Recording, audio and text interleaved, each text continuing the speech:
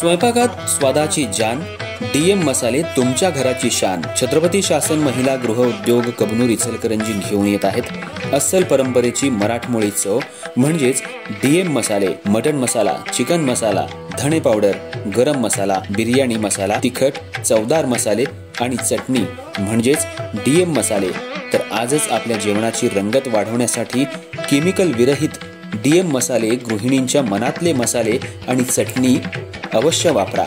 DM मसाले महिला बचत गटाद्वारे करणारे स्वच्छ माफक दरामध्ये म्हणजेच डीएम मसाले। संपर्क दिव्याताई मगदूम, मोबाईल 91 30 80 22 55।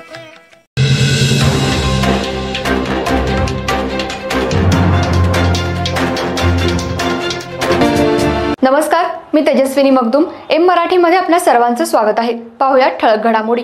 इचलकरंजी शहरातल्या ओमकार जगदाळे याने इंस्टाग्रामवर व्हिडिओ टाकून दहशत माजवल्याप्रकरणी कोल्हापूर एलसीबीनं ओमकार याला चांगलीच समज दिली आहे। त्यानं जनतेची माफीही मागितली आहे। इचलकरंजी शहरात इंस्टाग्रामवर स्टेटस ठेवून दहशत माजवण्याच्या प्रकारात वाढ झाली आहे। पोलिसांनी अशांना वेळोवेळी समज देऊन सुद्धा काही फाळकूट दादा सुधरत नाहीत। ओमकार जगदाळे याने इंस्टाग्रामवर एक रील व्हायरल केली होती। यात त्याने दहशत माजवण्यासारखी वाक्य वापरली होती। चुकून जर आडवा येशील तर चौकात नाचवीन अशा रील्स इंस्टाग्रामवर व्हायरल केल्या होत्या। याची दखल कोल्हापूर एलसीबी पोलिसांनी घेतली होती आणि त्याला ताब्यात घेऊन चांगलीच समज दिली आहे। त्यानंतर त्यानं समाजाची माफीही मागितली आहे आणि असं कोणी करू नये, जर केलं तर पोलीस चांगली समज देतात असं आवाहनही त्यानं केलंय। त्यामुळे इचलकरंजी शहरामध्ये फाळकूट दादांच्या रीलमध्ये दिवसेंदिवस वाढ आहे। पण पोलिसांनी अशा इंस्टाग्राम स्टेटस ठेवणाऱ्यांवर आणि सोशल मीडियावर चांगलंच लक्ष दिलंय। त्यामुळे पोलिसांनी अशा बेताल इंस्टाग्रामवर वक्तव्य करणाऱ्यांची चांगलीच चौकशी केली आहे। जर असं कोणी करत असेल तर त्यांनी पोलिसांशी संपर्क साधावा, त्याचं नाव गोपनीय ठेवलं जाईल अशा फाळकूट दादांना पोलिसांनी चांगलाच इंगा दाखवलाय। चुकून जर हवं येशील चौकात नसून चौकात, चुकून जर हवं येशील चौकात नसून चौकात।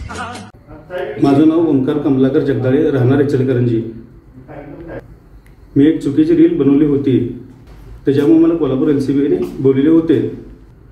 त्या रील बाबत मला चांगली समज दिलेली आहे। माझी सर्वांना विनंती आहे की कोणीही अशा प्रकारे चुकीची रील बनवू नये, तसंच समाजात दहशत निर्माण करणारे व्हिडिओ बनवून प्रसारित करू नये, नाहीतर कोल्हापूर एलसीबी तुम्हाला मी समज देऊ शकते। ही सर्वांना कळकळीची विनंती आहे।